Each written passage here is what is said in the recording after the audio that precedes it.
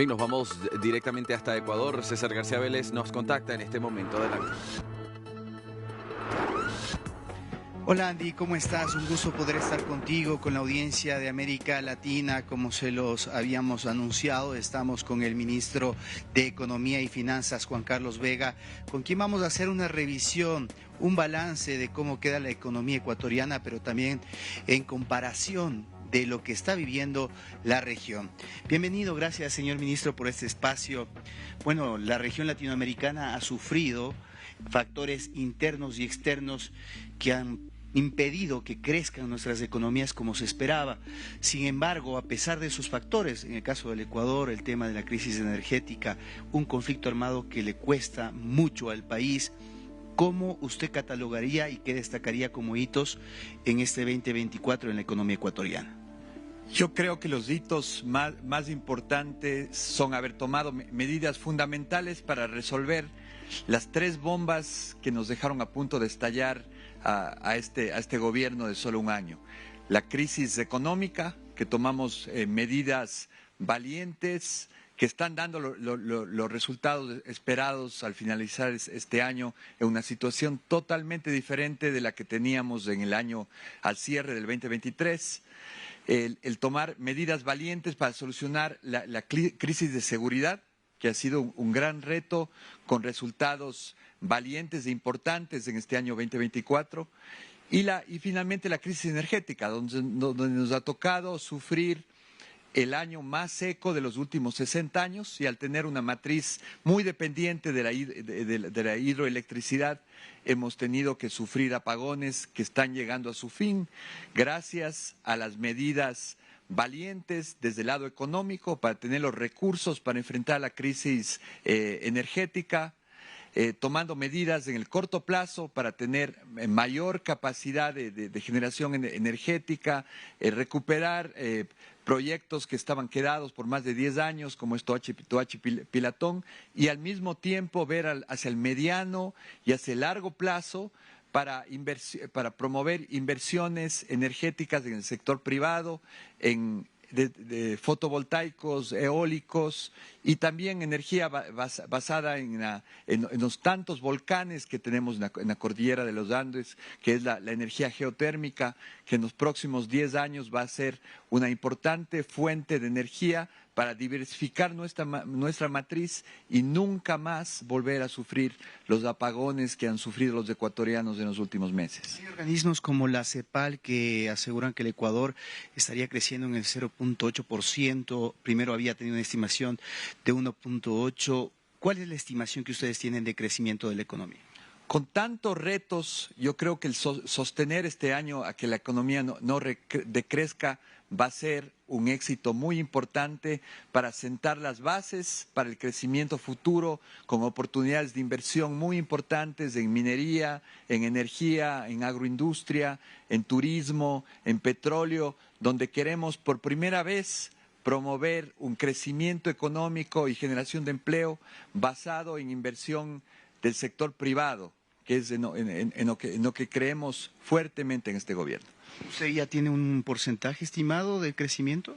Todavía hay que medir ciertas variables, hemos corrido ciertos modelos, pero aspiramos a tener un pequeño pero un crecimiento económico positivo en este año.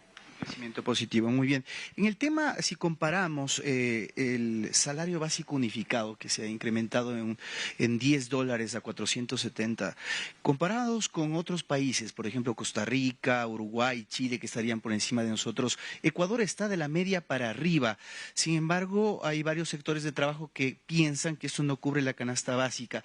¿Qué se consideró y cómo usted catalogaría este incremento salarial? A ver, uno de los grandes retos que tiene el Ecuador como país es potenciar el crecimiento económico y sobre todo la generación de empleo.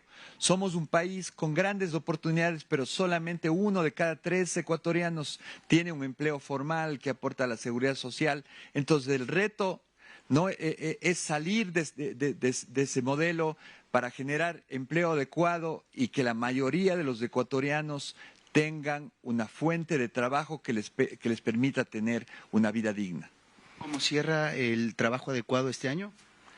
El trabajo, este año, como dije antes, es un año de sostenimiento de la economía, de sostenimiento del empleo, para sentar las bases para que en los próximos años venga la inversión privada en los sectores donde tenemos tantas oportunidades que los nombré antes y haya una generación de empleo adecuada para la mayoría de los ecuatorianos, que es la forma más efectiva de solucionar los problemas de seguridad, dando oportunidad a que la gente tenga una fuente de empleo en los diferentes sectores donde tenemos oportunidades. Ministro, no le puedo dejar de preguntar al respecto del impacto de la crisis energética. ¿Hay una valoración de cuánto afectó, cuántos millones de dólares representó para la economía, si eso afectó al crecimiento del Producto Interno Bruto? Tenemos unas primeras estimaciones que hay una afectación de 1 a 1,5% del PIB, la crisis energética, que ha afectado mucho a los negocios medianos y pequeños, porque las grandes empresas han mostrado una gran resiliencia y un gran apoyo para salir adelante con generación propia, con medidas creativas, trabajando con fuerza en los tiempos donde tenían energía. Entonces, a pesar de lo que se crea, creo que el impacto va a ser mucho menor que el que se pensaba.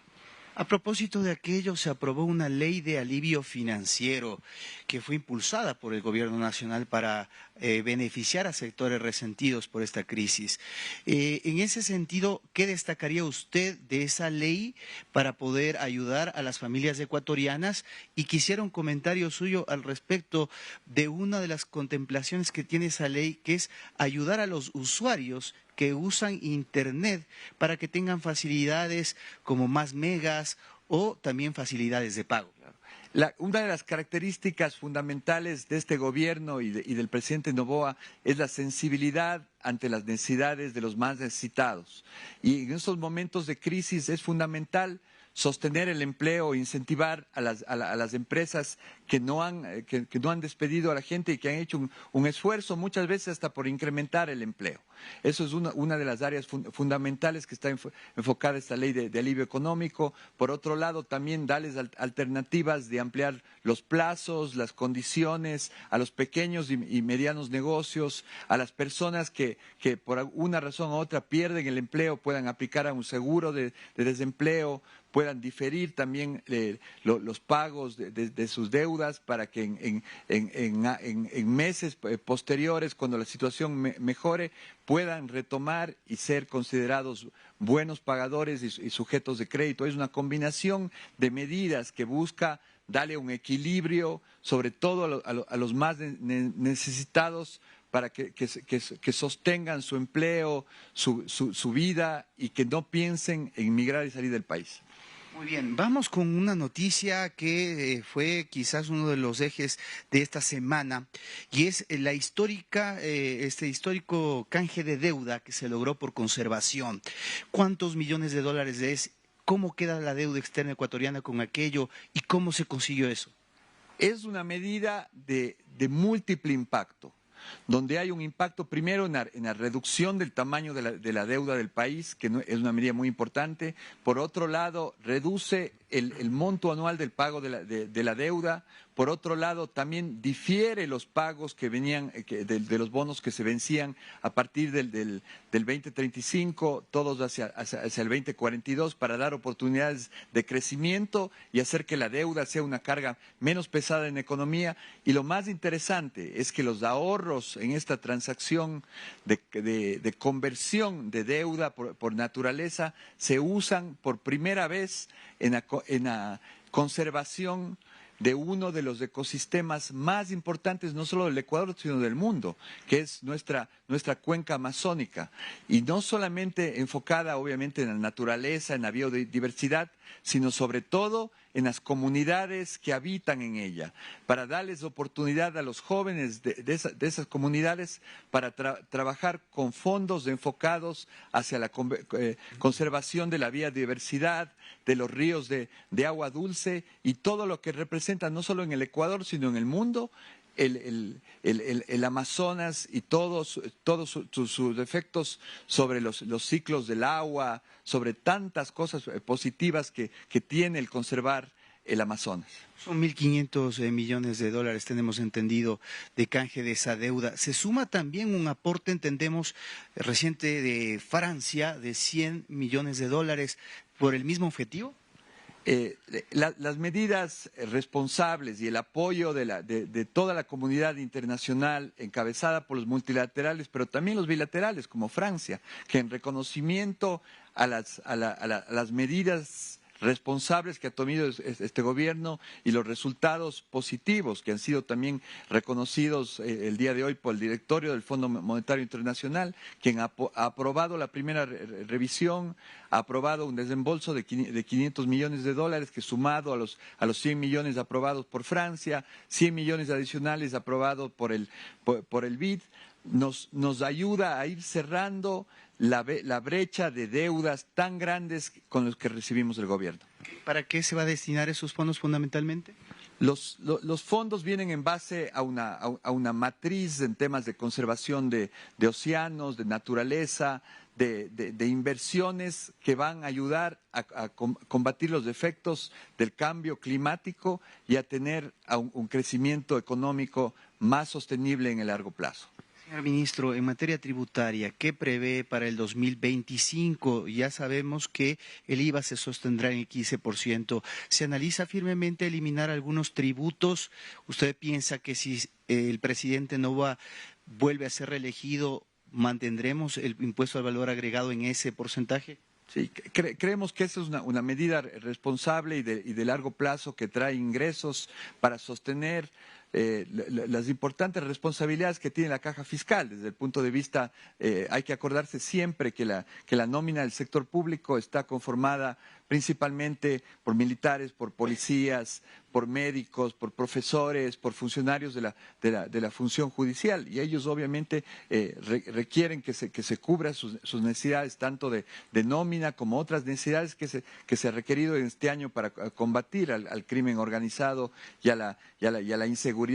El próximo año vamos en la ruta de seguir ordenando las finanzas públicas, de seguir balanceando los ingresos del Estado con las responsabilidades importantes que tiene el Estado desde el punto de vista de inversión social, de sostenimiento de la crisis de seguridad y otras obligaciones importantes. Poder cubrir y tener una economía balanceada es lo que requiere también el país para entrar en una senda de crecimiento sostenible y sostenido en el largo plazo que genere empleo y mejore la calidad de vida de los ecuatorianos. Ministro, ¿cómo va el tema del pago de proveedores? ¿Se va a lograr cerrar este año pagando, por ejemplo, a muchos sectores como el de la salud que reclaman esos pagos? También importante aclarar si vamos a tener los fondos para poder cubrir las necesidades de diciembre, los 13º sueldos, etcétera.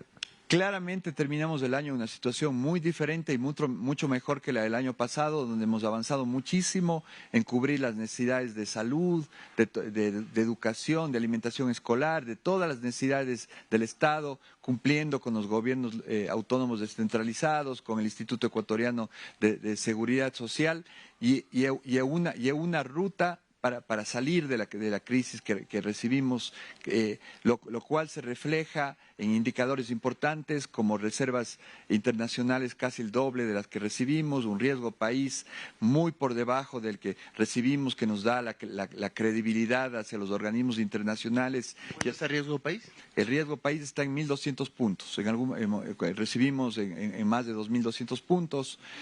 Por otro lado, los depósitos en la banca privada han crecido de noviembre a noviembre a doble dígito. Las tasas de interés a la cual se endeudan las empresas ecuatorianas han bajado sustancialmente. Tenemos reportes de créditos ya por debajo del 8%, lo cual es una muy buena noticia para entrar en una senda de reactivación, de buenas noticias y de crecimiento económico que se merece el Ecuador.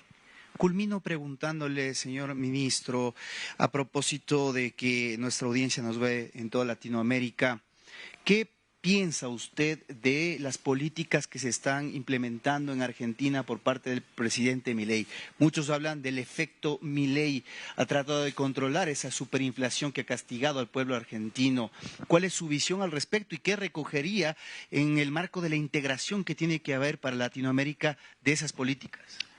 Vemos con mucha simpatía, como lo he expresado en las veces que he tenido la oportunidad de conversar con el ministro Caputo, las medidas responsables y muy necesarias que han tomado para recuperar la economía argentina, para controlar la inflación. Hemos tenido conversaciones sobre el interés que tendría la Argentina también de entrar a un esquema de dolarización, que como vemos acá en el Ecuador es una medida muy efectiva para controlar la inflación. Ecuador tiene una de las inflaciones más bajas de Latinoamérica, pensando que siempre la inflación, o sea, el incremento de los precios, a quien más afecta son a los más pobres de las economías, y eso ha sido un problema muy grave en Argentina.